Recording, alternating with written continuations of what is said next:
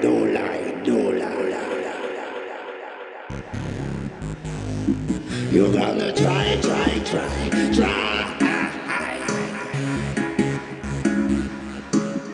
be real. 'Cause life is a short place, don't lie to me.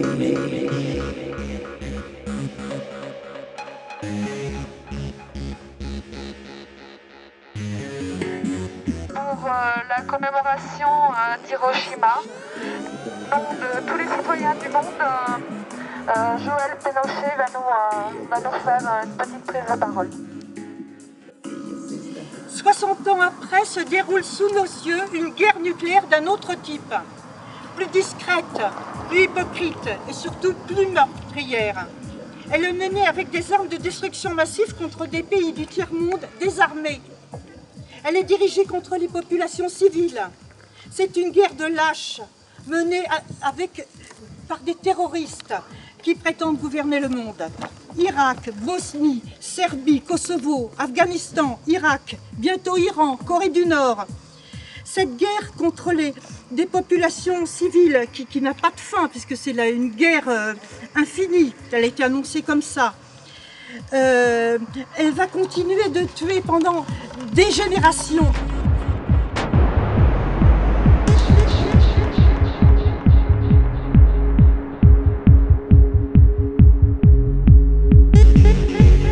Pour toutes ces raisons, nous demandons l'arrêt immédiat de la fabrication, de la vente, de l'utilisation des armes à l'uranium appauvri. Cette lutte s'est internationalisée, donc même si nous ne sommes pas trop nombreux, il faut être patient, il faut continuer jusqu'à obtenir leur interdiction.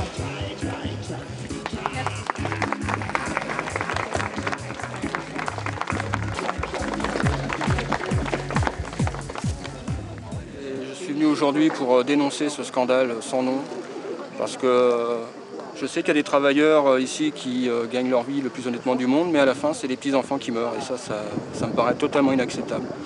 Et aujourd'hui, en cette date anniversaire d'Hiroshima, j'ai considéré qu'il était important que je bouge mon cul de citoyen. Je voulais simplement remercier le groupe Sortir du nucléaire Lot, de la part des Amis de la Terre Midi-Pyrénées et de Sortir du nucléaire Haute-Garonne, d'avoir pris la peine d'organiser une fois de plus cette veille à un moment de l'année qui est particulièrement difficile pour la mobilisation militante. Je crois que ce 60e anniversaire d'Hiroshima marque vraiment une date charnière et qu'il y a effectivement le problème de l'uranium appauvri et de tout un tas d'armes qui sont utilisées comme ça de manière intolérable, mais que plus généralement on assiste à un réarmement massif actuellement, dirigé notamment vers la Chine et vers quelques autres pays, pour des raisons qui sont liées à la maîtrise des ressources, comme d'habitude, notamment énergétiques, et que ça implique d'essayer de se fédérer un peu plus et plus énergiquement, parce que je crois que les enjeux commencent à être très cruciaux et très rapides, et qu'on ne peut plus simplement se permettre de s'occuper simplement de nucléaire militaire dans son côté, ou de nucléaire civil, comme on a pu penser à un moment donné que c'était des problématiques distinctes, et qu'on a bien affaire à une filière globale, qu'il faut essayer de garder ça en tête et de surtout pas se décourager, parce que je crois que c'est vraiment le moment de donner un coup de collier. Voilà, merci encore à vous. À bientôt, j'espère.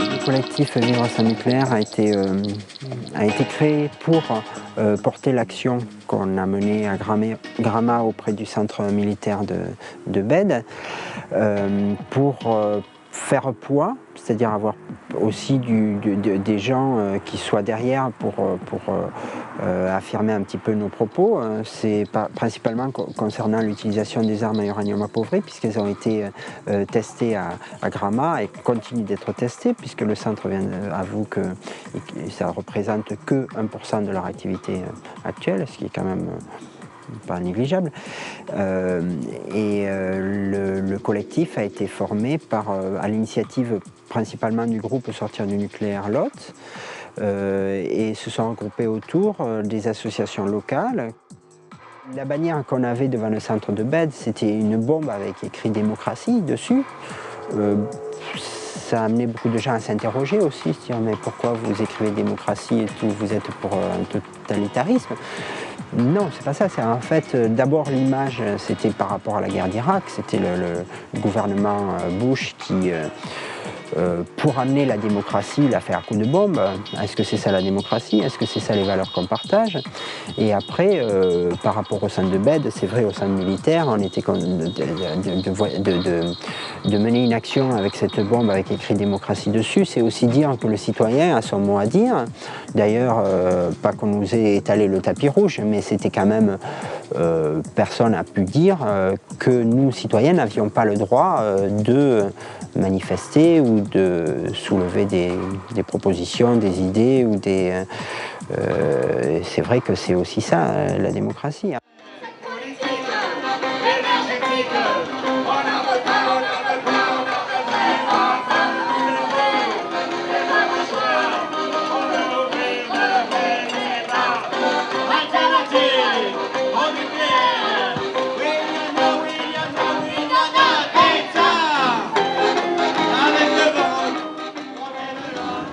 Donc c'est cette commémoration aujourd'hui en mémoire aussi, comme ça s'est passé un petit peu partout ces derniers jours sur la planète.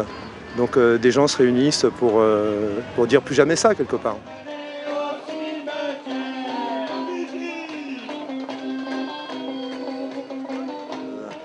Pour faire pression en même temps sur les politiques pour qu'ils changent de pensée, quoi, hein, de façon de fonctionner. Le nucléaire, c'est pas vraiment utile, hein, on n'en a pas besoin. Mais donc il faut aller, je pense, directement vers d'autres solutions si on veut pas aller à la catastrophe. Voilà. Voilà, sinon, il fait beau et voilà, et vive la manif. En plus, il y a juste de la pollution autour de nous, donc ça peut pas mieux tomber. Il faut y aller, quoi. Ouais, il me semble qu'à l'époque où on est, on devrait ne plus connaître la barbarie.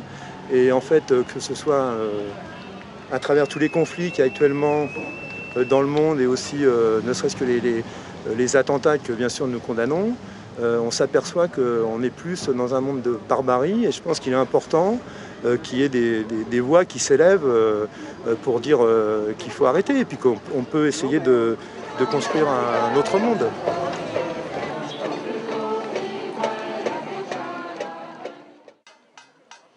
Le mouvement Sortir du nucléaire et tous ceux qui militent en France pour la disparition dans un avenir proche de l'énergie nucléaire ont programmé, après la manifestation de Cherbourg des 15 et 16 avril 2006, de grands rassemblements un peu partout en France le 17 mars 2007. Merci d'être debout.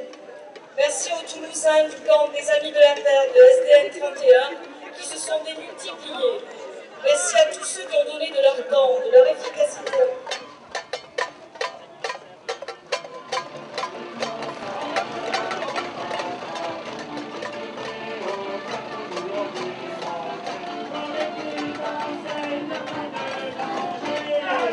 Il n'est pas un seul mur qui soit infranchissable, ni le moindre fossé qui ne soit dans nos têtes, c'est pas de moi. Mais ne peut le passer que celui qui s'entête. Merci d'être entêtés et d'être des milliers à être entêtés pour que nos utopies deviennent réalité.